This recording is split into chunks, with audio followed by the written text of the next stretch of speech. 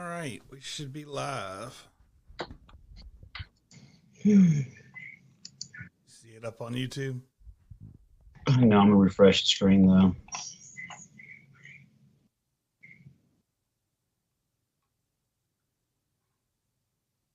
Yeah, there it goes. Bum bum bum.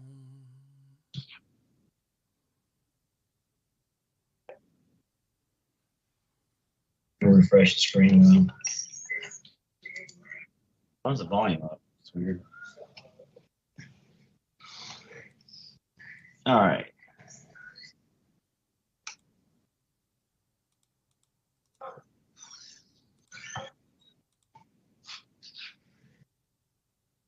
Seeing the kids going out to the pool. Maybe they'll be The quiet this channel is time. sponsored by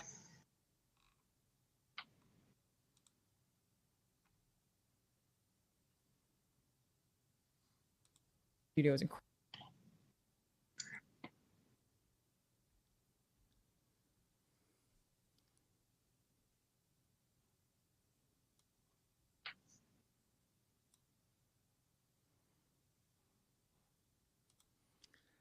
All right, well, let's get started. Welcome to Dicejunkies. I'm Xenodamus. I'm here with Bloodaxe. Bloodaxe. Just Yeah. Bloodaxe. No cue. No Q today. He had some personal things to take care of, so let's get started. First up, man, hear about this Rotten Tomatoes stuff. I did actually. So yeah, Rotten Tomatoes is in the spotlight after a PR company was accused of paying for positive reviews. Honestly, like the article I picked up for this talks about it being a surprise, ripped from a dramatic thriller. It has been alleged that the integrity of review aggregate platforms is under siege. Let's be honest, we all knew it. I mean, we don't trust. We haven't trusted Rotten Tomatoes in so long that all this is it's a rumor. I don't think there's solid evidence other than somebody saying it, but I mean, it's easy to believe. It's very easy to believe. So, I mean, what do you think, Blood? Well, I think it just supports what we've been talking about for years, and what a lot of us just personally believe for years.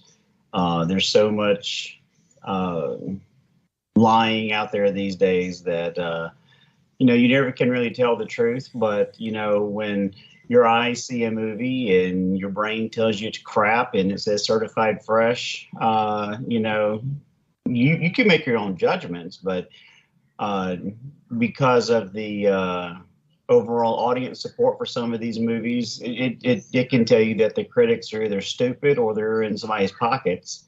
And I believe the latter is probably more likely than true. But it just, again, we've talked about how we always look at the audience score versus the critic score, and the audience score is usually more believable. But even in those cases, they're making you prove that you've seen the movie and before you can leave a review, and which means certain reviews are 86 from the equation. But there's nothing to say that they can remove some of the negative reviews anyway. And we've actually seen that happen. And I mean, that we do have documents. We've seen proofs. We've seen screenshots. Now, it's always a convenient, we were trying to clear up some of this and we just accidentally, but we know for a fact that they have removed negative reviews from the customer side before. And, we have screenshots and video that prove this. So, I mean, this is just, this is more on the critics side.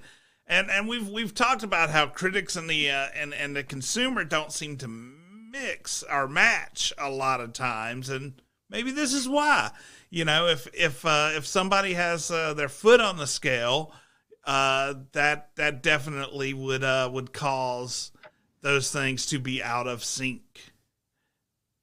Yeah. So yeah, no, it doesn't surprise me, but it surprised me that it started to get public attention, and that's what is the interesting part about it. Yeah. And I mean, this is definitely something I'm hoping to see proof. I mean, obviously, if a PR company is out there that is doing this, there's got to be some kind of paper trail, email, correspondence. You know, I mean, at some point, you ask this person to give a positive review. There should be a screenshot or email or something involved with that request. I don't think they're going out there shaking hands and personally meeting these people to ask for reviews. So I feel like if we don't see, I guess, more evidence come out of this, it's a bit of a burn. Right, and I do understand that computers are complex nowadays, and it's easy to create programs to give positive or negative reviews very quickly, and so there does need to be some level of certainty that the reviews you're getting are actually from live people, not from someone who's smarter than I am anyway. But basically catering to the whims of the production studio for the film to get their movies reviewed at a higher clip with a higher overall score. Well, that's just cheating. Same way as it'd be cheating if someone were to leave a negative review bomb. So the hard part is it's easier for them to pay for that than it would be for one of us to go and leave negative review bombs for a film we think sucks. Yeah. So. All right, we'll move on to something a little happier, at least happier for me. Bloodaxe, we all know, is not the big anime fan, but I think you would enjoy this one. I'm fingers crossed. We'll see. I'm going to try to get him to actually watch it. If I have to drive down to the coast and personally screen it for him, I might have to. Just don't pull a Clockwork Orange on me, okay? Okay, yeah, no. Solo Leveling Anime gets an official release date. Check it out. So we've got a video here for Solo Leveling, a new trailer, and at the end of it, we do get a release date. If this thing will actually play.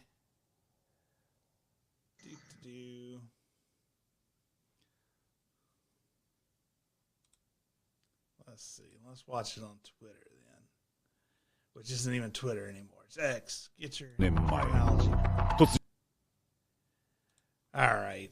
So yeah, here we go with that, and let's see if we. There we go. January 2024 is the date listed, and man, I'm hyped about this one. This thing looks amazing.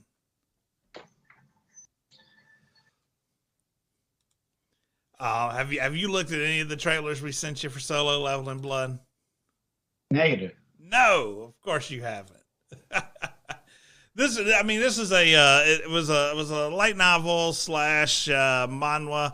The manhwa is amazing. The great art and story. Now it is being picked up. It was a Korean story that is being picked up by a Japanese studio and turned into an anime. So there will most likely be some changes there. There's been reports that the name has been changed of the main character and a couple other things, probably to align it more with the Japanese studio. But from what I've seen, the animation looks really good, and it does seem to be following the story pretty close. So looking forward to this one. Like I said, this is probably on my top most anticipated anime as of yet. So really looking forward to Solo Leveling, the anime, and yeah, I mean, there's not much I can say about it other than I'm gonna make Bloodaxe watch it. I'll give it a try. If I mean, we've known each other for long enough. You kind of got an idea of things that I just will not get into, but kind of the things I do enjoy. And as long as there's not constant screaming like in Dragon Ball, I might be able to get into it. Yeah, yeah, But no. I tried to watch Dragon Ball, and just the constant back and forth with the fighters just it's just mind blowingly insane. So I was just like, I can't do that. Yeah. But I'll give it a go. When's it come out? Comes out in January. Just a brief overview. It's a basically an alternate Earth story with portals, where a guy gets a system. So it has a high progression. So it's not slow progression. It has fast progression, and I mean, as far as the manhwa and the light novel goes, it moved really quickly. A lot of fighting, a lot of battles, basically dungeon crawling, except it's portals in this sense. I can deal with that. Pretty what good. I can't deal with is my cat. Oh my gosh.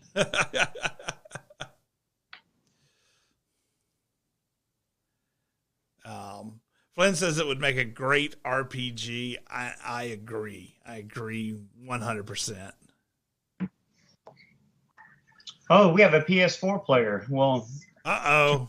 Uh-oh, yeah, that's right. No Starfield for you, Mr. O'Brien.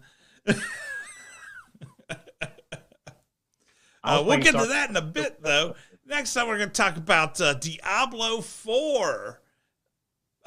So new expansions will be every year.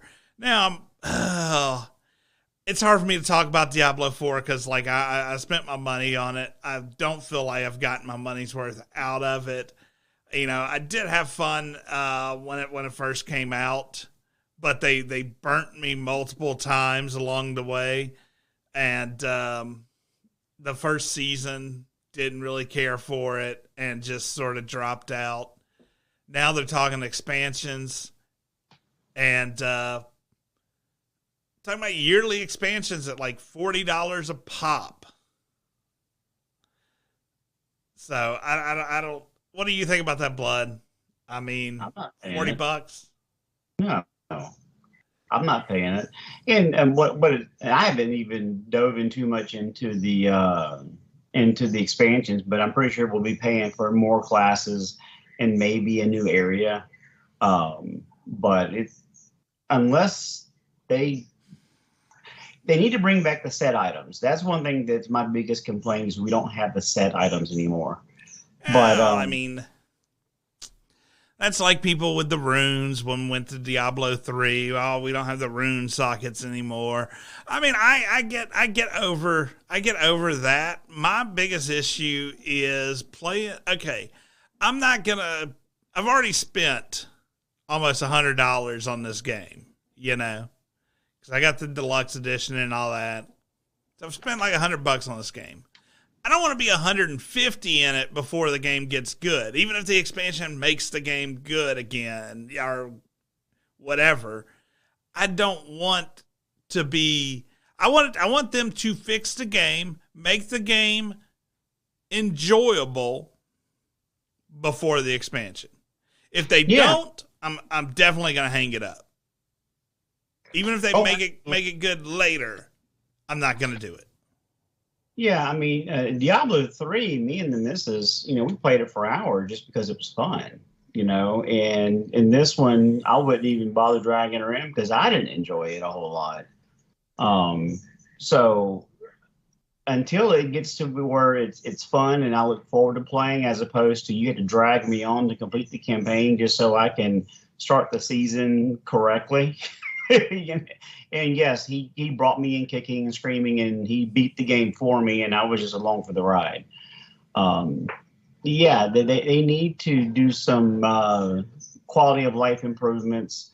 I don't know how much they know about the story, which, you know, it's Diablo without a Diablo. Spoiler alert. And so that's just I didn't enjoy it. I couldn't get into the story. I didn't feel motivated. Yeah, they went gratuitous with the blood and the gore like every other Diablo game. which was pretty cool. But for the most part, it's way too big. There's so much to do, but none of it feels like it's fun. It feels like, okay, I have to go get reputation here. Oh, I have to find all these statues. Oh, I have to go do this, as opposed to just enjoying running around and killing things and trying to find optimal builds. You don't have any of that. It feels like it's a job more than it is a game, I and mean, one of the that's my biggest problem. issues for me was inventory management. Like, they did not give Exactly. you nearly enough space, and then they start giving you all these new things you have to worry about. You're in your inventory, and then build management. There is none. Like, you're pretty much just screwed with builds. Like, one of the most fun part of Diablo 3 was constantly tinkering and playing with builds to get that most optimized piece out, and you don't really feel like you can do that not easily inside Diablo 4. Yeah, and the druid, which is what I played, I thought would be more fun. But I mean, it's kind of cool having a combo attack or an ability that transforms into a werewolf. But for the most part, it did not gather my attention the way that Diablo 3 did. I had a blast playing the sorcerer, and then the necromancer, and then the crusader, and all of them were fun. But I haven't really heard either you or Q going, okay, this, I mean, I've heard Q bitch and complain about his necromancer. And I know you got hosed on your barbarian, your warrior. So I was just like, okay, where's the fun? And I haven't found it yet. And until we find it, I'm just fine with, playing Starfield or going back to Remnant 2, which, was far better than Diablo 4 in my opinion. And that game, I think, has more legs and replayability than Diablo does. Oh yeah, and I mean, and Remnant 2 has been constantly, I mean, throwing out uh, quality of life patches, all kinds of stuff. I mean, they're actively working on it, which also brings us to our next topic that I was going to talk about, which is where's Redfall, man? Uh, so I hope that game. Bethesda's vice president is confident that the failed vampire shooter Redfall has a bright future. Basically, he said, you know, this will be a great game at some point. They want to make this a good game. And I haven't seen it. I mean, it's been 2-3 months since the last patch. If you're actively working on making this game better and changing it, quality of life, whatever, you need to be. They've got to be active on it. You know, people aren't seeing anything. Hell, the Redfall web page has been pretty much dead with no updates since last time I saw. Looked on there, and I doubt. Let's see. Let's pull it up here. Redfall. Latest news. Here we go. 3 months ago was the latest news on the Redfall webpage, which was the 1.11 hot fix, which did absolutely nothing. That's wild. Yeah, Redfall, when I played it for those 1-2 sessions with Q, reminded me of Grounded when it was in pre-release state. Okay, this is fun, but when's the real game get here? And that's the way I kind of felt about Redfall, was when is the real game going to get here? And oh, this is the real game. Oh, damn.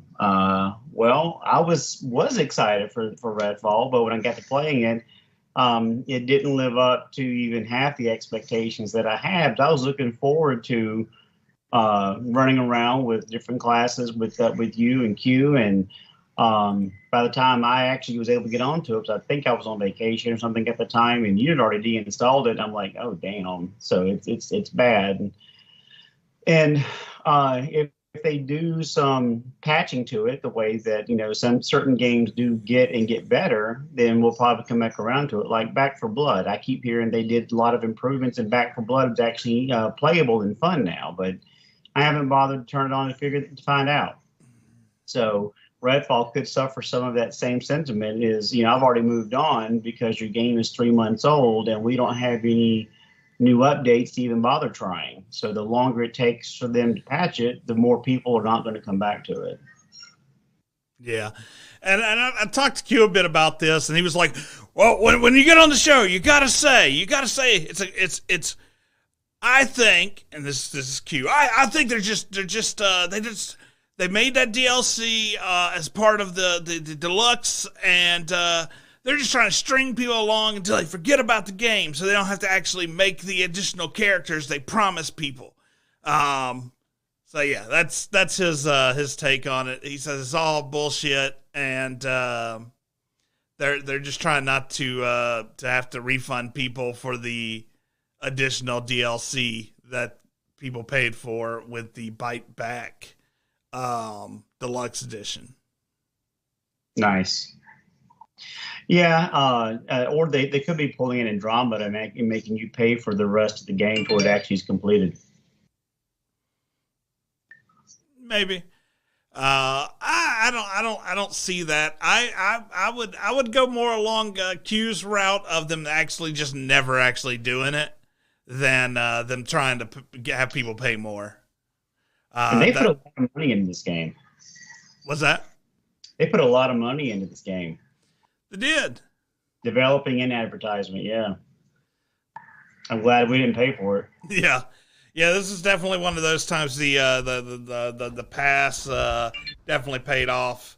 Sort of along with that game that Q made us all play. I was glad I didn't pay for that too. Yep. What was the name of that one? The Wulong or something, or was it Wild Hearts? No, not Wild Hearts. I actually enjoyed Wild Hearts. Wild Hearts wasn't on Game Pass, I don't think. Atomic Heart was one of the ones that we were excited about, and I was like, I am glad I didn't pay for this shit. That was rough. I don't think I even got to the tutorial before I deinstalled it. Yeah. But that game, yeah, I remember because I couldn't get past the first main boss to get through the tutorial in that game, and I was like, this is on easy mode too. I was like, you know what, this is just not for me. And he was like, this is so good. I can't remember. It may be Wulong. I don't remember, Flynn. It came out a couple months ago, and Hugh liked it. He wanted me to get to the point where we can run around together, but it was all already in a setting that I just wasn't interested in. And apparently, I beat the boss's first phase, and I used all my resources to get that far. I'm like, yeah, this is not for me. So I was like, I'm out, and moved on. But yeah, I think it was well long. I couldn't get into it either. But like I said, I mean, there's been several busts on the Xbox side. But Redfall is definitely the biggest bust, and I don't know, man. I don't even know how they could fix it without almost rewriting a large portion of the game. Speaking of bust, a lot of people have been talking shit about Starfield. I don't think it's a bust, but I know it's definitely not a bust. Starfield surpasses Skyrim's Steam concurrency peak. So I mean, it's already breaking records, regardless of the PlayStation crybabies. Here we got a little picture of a PlayStation crybaby there. But yeah, no. I've been enjoying the game, man. I've already got I've got way too many hours into this game already. Let's see. Pull this up real quick. 140 hours in Starfield. I have like 10, and I finally made it to Seoul. I'm on Mars right now, but there's a lot of side quests, and it gets overwhelming. Like, do I want to do all these side quests and then do the main quest? I don't know. So, but there's a lot to do, a lot to do. Oh yeah, dude. I mean, I've gone all over the place. I've really enjoyed it. But yeah, no. Metacritic scores have been flooded with people on PlayStation complaining about exclusivity, which amuses the hell out of me because once again, PlayStation is one of the most known for holding back their IP and not allowing it on Xbox. But as soon as something, I mean, nobody cried about Redfall, obvious, because it sucked. But but finally we get something good that's an Xbox exclusive, and man, the crying has been massive. One of the most interesting ones is this God of War dev, Alana Pierce, who recently had a video about basically trying to manually fly to another planet in Starfield, and it ends up you just fly through the planet. It's not interactable. Couldn't interact with it or anything. Anyway, took her like 7 hours or something of live stream to do it. But she is a dev for PlayStation, and she flew to Pluto and found it disappointing. Exactly. Thank you, Will, in the chat room. But yeah, so now people have come out and said that she should be fired for promoting Xbox games on a public platform.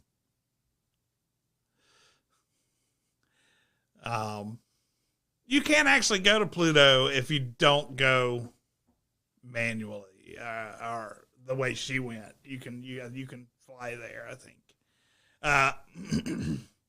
It's barren. As a matter of fact, I don't even know if you can land on it. I know it is a destination, though. I haven't actually tried going to it. Probably should.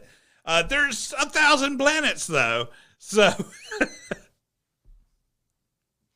planets, man. All kinds of stuff. I wonder, and I was playing through it, and and one of the loading screens said that you can't land on gas giants or frozen giants.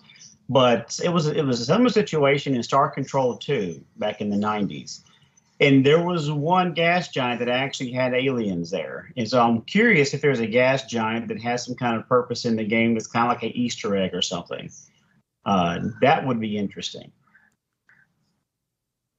Yeah. There's been some interesting things I've found. There's been things that are, I mean, it's a Bethesda game. It's full of Easter eggs and references and stuff like that. So, but yeah, man, the PlayStation community has gone pretty mad about this, and honestly, I don't feel bad about it once.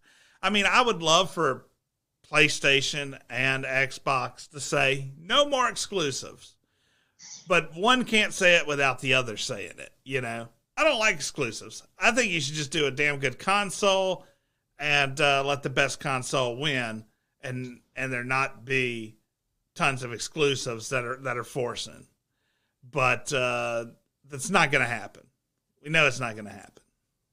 No, I mean, we're a capitalist country, and competition breeds innovation. So, but I mean, even that said, like you said, PlayStation has more exclusives than Xbox, more good exclusives compared to Xbox. So I can understand them being upset. Hell, like I told you before the show started, I wanted to play God of War. I'll never be able to play God of War because it's not going to be on Xbox, and I'm not a PC gamer. So it's just one of those games that you don't have to stream on YouTube gameplay or just suck it up and not play it. But I'm not buying a PlayStation. They can go to hell. Yeah, I will say she made some good points in her video. Like I watched her talk about it, and some of what she talks about is interesting because she talks about a lot of the devs, bounce around between different companies. So sometimes you're working for PlayStation, sometimes you're working for Xbox. She knows people in Bethesda. She knows people that work for Microsoft.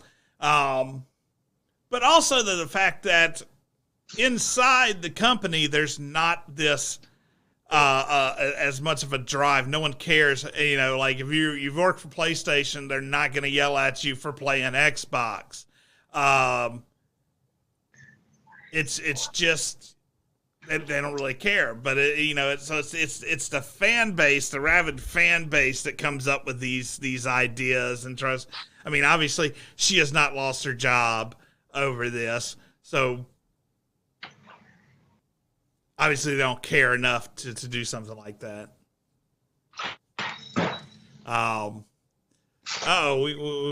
Blood, are you gonna go PS? No. Thanks, bro. I'll send you some more jerky, but I'm good on the PlayStation. There's a story behind that. Maybe end of encounter one day. Yeah, we'll have to. But yeah, so I mean, I don't know, man. I mean, get over it. Quit being a whiny about what exclusivities there is, unless you're willing to go both ways. You know, if you're willing to say Sony's piece of, or Sony's evil for this exclusive, then you can say Xbox is evil for an exclusive. I'm fine with that. But don't be a hypocrite. That's my biggest thing. Be consistent. What's that? Just be consistent. Yeah. But anyway, PC. That's where I'm at, and I'm enjoying the hell out of it. Starfield's been awesome. Even though I have Game Pass, I did end up buying it on Steam. So just because I knew I could mod whatever the hell I wanted on with the Steam release, where Xbox wasn't quite sure.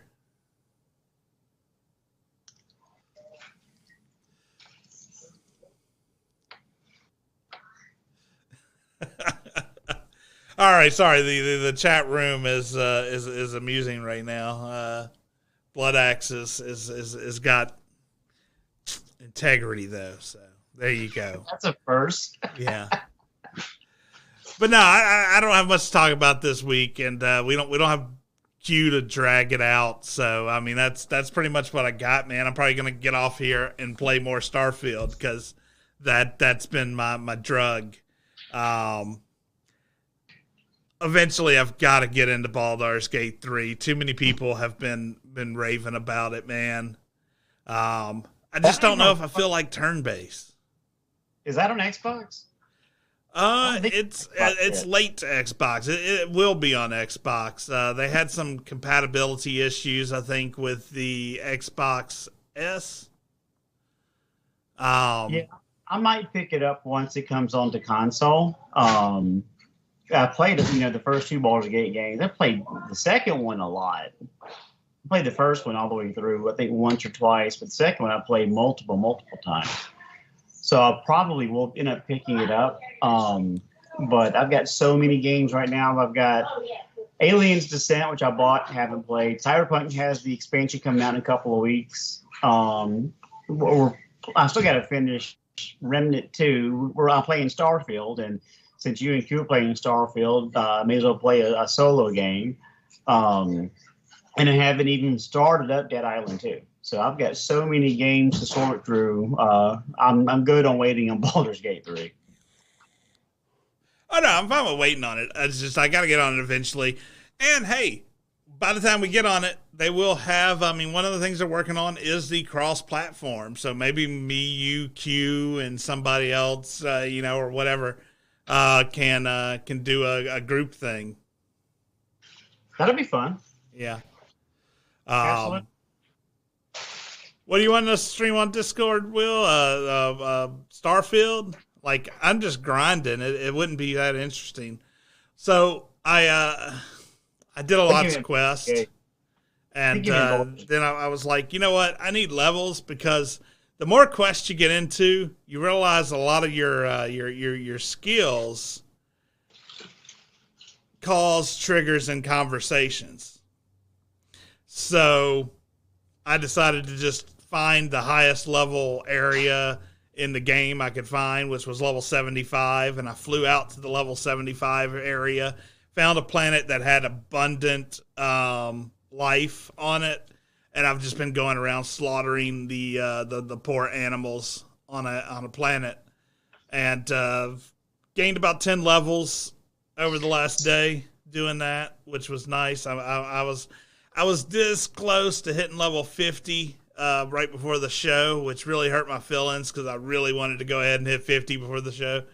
But so I've been playing for about 10 hours, and it looks like William's interested.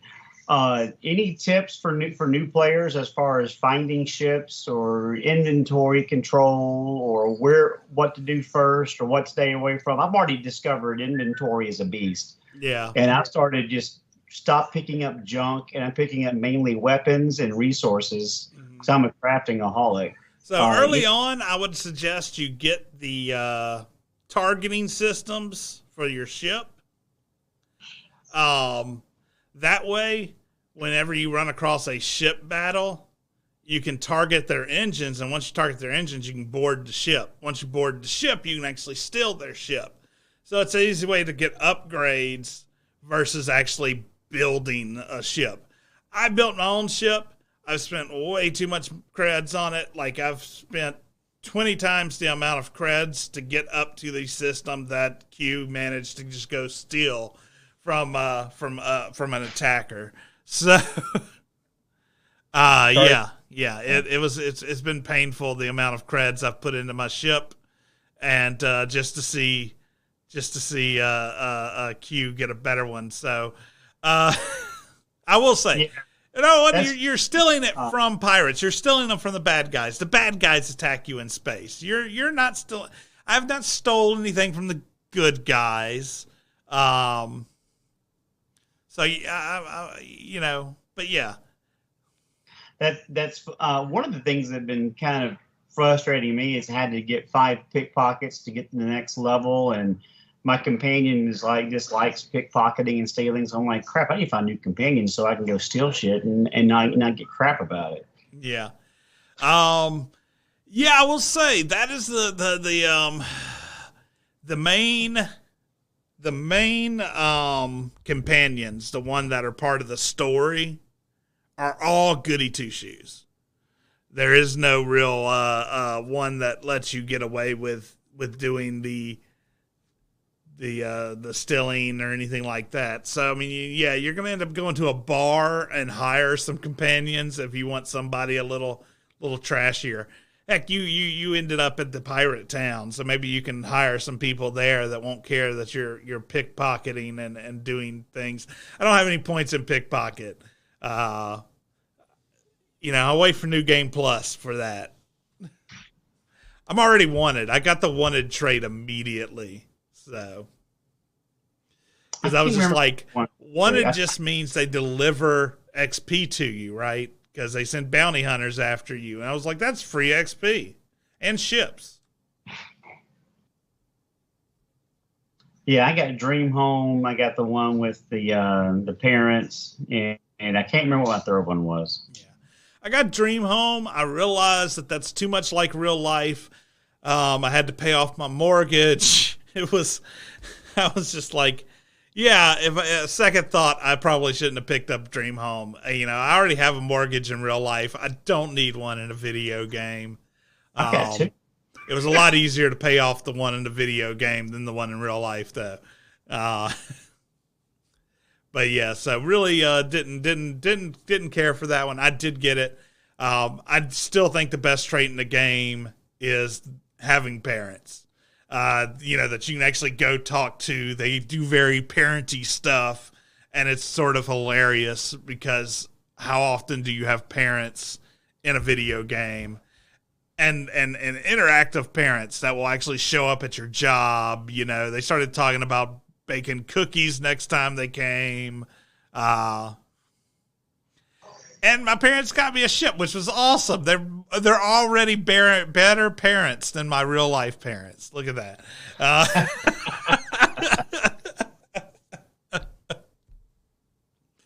Oh, all right, guys. Thanks for watching. We're gonna close out here. I'll stream a little bit on our Discord channel, and if you want to watch, but it's mostly just me grinding. So. Thanks for watching, guys. Be sure to check out Dicejunkies.com. We find links everywhere we are online: Twitter, Twitch, Instagram, Facebook. I don't know. I lost it. Anyway, be sure to like, subscribe, and hit that notification bell on our YouTube channel. There's also a Discord link in the in the chat if you ever want to join our Discord. If for some reason that doesn't work, shoot me a message, email or something, and I'll get you a proper Discord link. Should still be working. And I'm going to get on there and do some Starfield. As every week. We hope you enjoy. All right.